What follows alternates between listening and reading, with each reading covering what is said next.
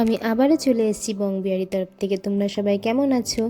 তো বাঙালি মানেই তো ঘোরাফেরা, আর ঘুরতে কে না ভালোবাসে। তো আমরাও বেরিয়ে পড়লাম একদিনের জন্য ঘুরতে সবাই মিলে। তো দেখো, বাড়ি থেকে স্টেশনের পথে গেলাম, সেখানে বজরংবলীর সাথেও দেখা হয়ে গেল। তো আমাদের ট্রেনটা চলে এসেছে। তো ট্রেনে চেপে আমরা চলে গেলাম আমাদের যাত্রার পথে।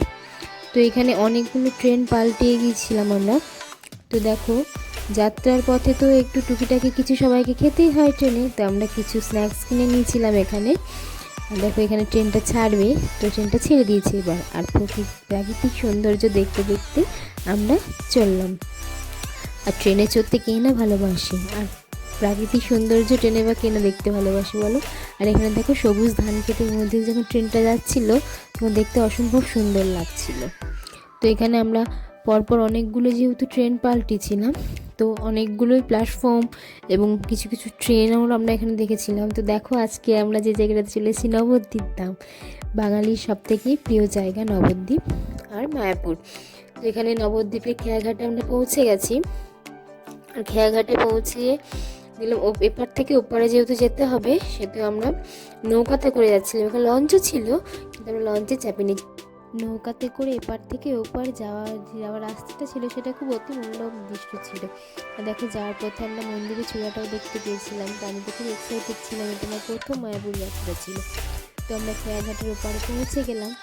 তো পৌঁছানোর পর আমরা একটা রুম নিয়ে ওখানে ফ্রেশ ট্রেশ হয়ে তারপর আমরা বেরিয়ে গেলাম মায়াপুরে সাইটগুলো ঘোরার জন্য। তো সেখানে অনেকগুলো যাওয়ার পথে অনেকগুলো মঠ এবং মন্দির ছিল, সেগুলো পেরিয়ে যে মায়াপুরে যে আসল যে মন্দিরটি, দেখো এখানে চূড়াটা দেখা যাচ্ছে।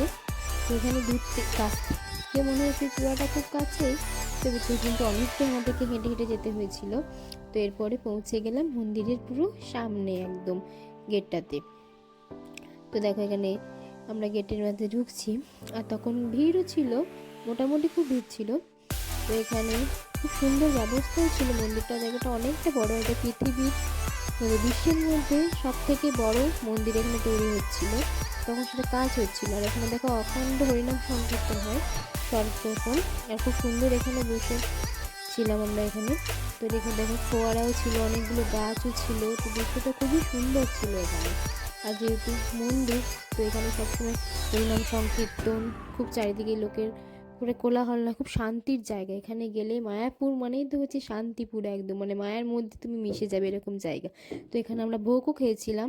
তো তখন ভোগের লাইনও দিয়েছি, এখানে অনেকটা ভিড় ছিল। তো অবশেষে আমরা ভোগ পেয়েছিলাম এবং ভোগের স্বাদ সে অতুলনীয়। আর এখানে দেখো, হরিনাম সংকীর্তন হচ্ছে সর্বদা। এখানে আমরা খুব মজা করেছিলাম, মজা তো বলবো না, ঠাকুরের সাথে নামের সাথে আমরাও এখানে সবাই দুহাত তুলে মিশে গেছিলাম। তো আজকের মতো সবাইকে টাটা, খুব